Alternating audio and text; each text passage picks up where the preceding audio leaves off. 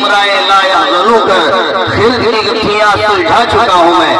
खिर्द की गुत्थियां सुलझा चुका हूँ मैं, मेरे मौला मुझे साहब जुनू कर।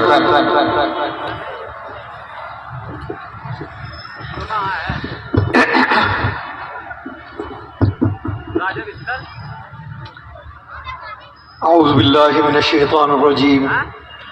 بسم الله الرحمن الرحيم الحمد لله رب العالمين والصلاة والسلام على سيد المرسلين وعلى آله وأزواجه وأصحابه أجمعين أما بعد فقد قال الله تعالى في كتاب الحكيم ومن يتق الله يجعل له مخرجا ويرزقه من حيث لا يحتسب ومن يتوكل على الله فهو حسبه إن الله بالغ أمره قد جعل الله لكل شيء قدرا وقال النبي صلى الله عليه وسلم إن تعبد الله كأنك ترى فإن لم تكن تراه فإنه يراك أو كما قال عليه الصلاة والسلام رب اشرح لي صدري ويسر لي أمري واحلل عقدة من لساني يفقهوا قولي صدق الله العظيم۔ شہنشین پر جلوہ افروز حضرات علماء کرام، معزز حاضرین اور طلباء عزیز، میرے لیے سعادت ہے کہ مجھے اس عظیم الشان باوقار اجتماع میں حاضری کا اور آپ حضرات کی زیارت کا شرف و سعادت حاصل ہوئی۔ نبی کریم علیہ الصلوۃ والسلام کا فرمان ہے کہ من لم یشکر الناس لم یشکر اللہ، کہ جس نے بندوں کا شکر ادا نہیں کیا اس نے ذات حق جل مجدہ کے شکر کا بھی حق ادا نہیں کیا۔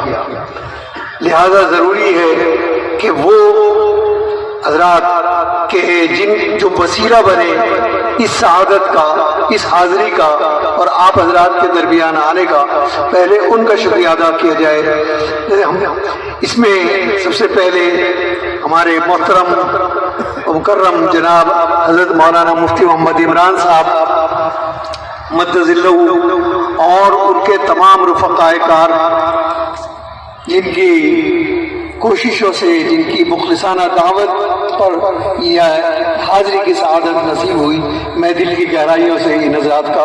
شکر گزار ہوں۔ اللہ تعالیٰ اس اجلاس کے مقاصد کو برابر فرمائے۔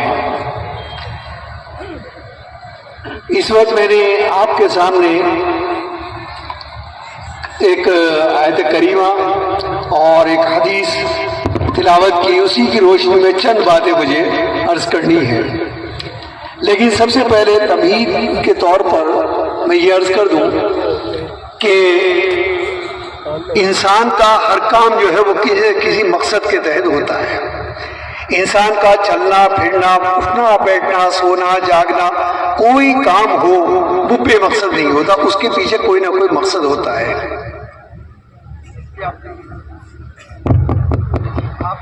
جاتے ہیں تو ظاہر ہے کہ مقصد جو ہے وہ نماز کی ادائیگی ہے۔ آپ مدرسے میں آتے ہیں تو ظاہر ہے کہ تعلیم مقصد ہے۔ آپ کاروبار پر یا کام پر کسی بھی نوعیت سے آتے ہیں، ظاہر ہے کہ وہاں کسب معاش مقصد ہے۔ غرض یہ کہ انسان کا مقصد ہی اس کے اندر تحریک پیدا کرتا ہے۔ مقصد جتنا بڑا ہوگا، جتنا اعلیٰ ہوگا، جتنا عرفہ ہوگا، اتنا ہی انسان کی اہمیت بڑھتی چلی جائے گی۔ جتنا اس کو گھٹتا چلا جائے گا مقصد، اتنی ہی انسان کی اہمیت کم ہوتی چلی جائے گی۔ اور اگر کوئی انسان بے مقصد بول رہا ہے، بے مقصد چل رہا ہے، بے مقصد چلا جا رہا ہے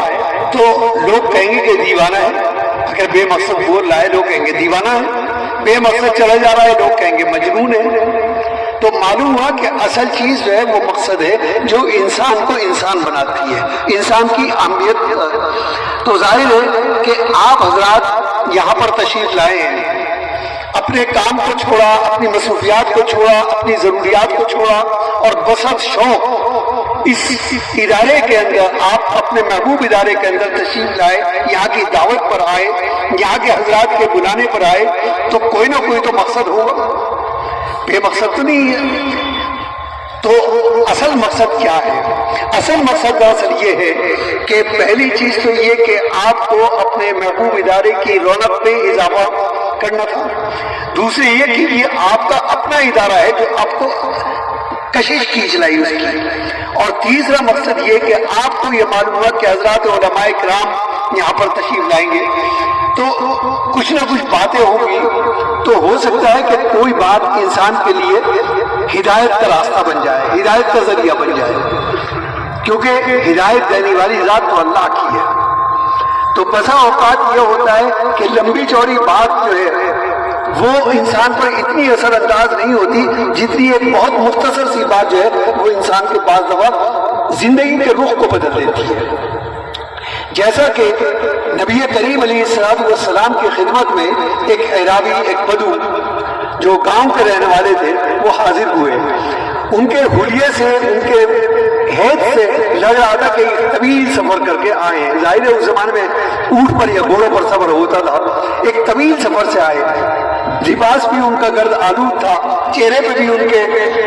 تکان کے آثار تھے، اور نبی کریم علیہ السلام کی خدمت میں حاضر ہوئے۔ آپ مسجد نبوی میں اس وقت تشریف فرماتے اور صحابہ کرام حلقہ بنائے بیٹھے ہوئے تھے، اور آنے کے بعد انہوں نے کہا کہ یا رسول اللہ صلی اللہ علیہ وسلم، عیزی یا رسول اللہ ولیکن اوجز،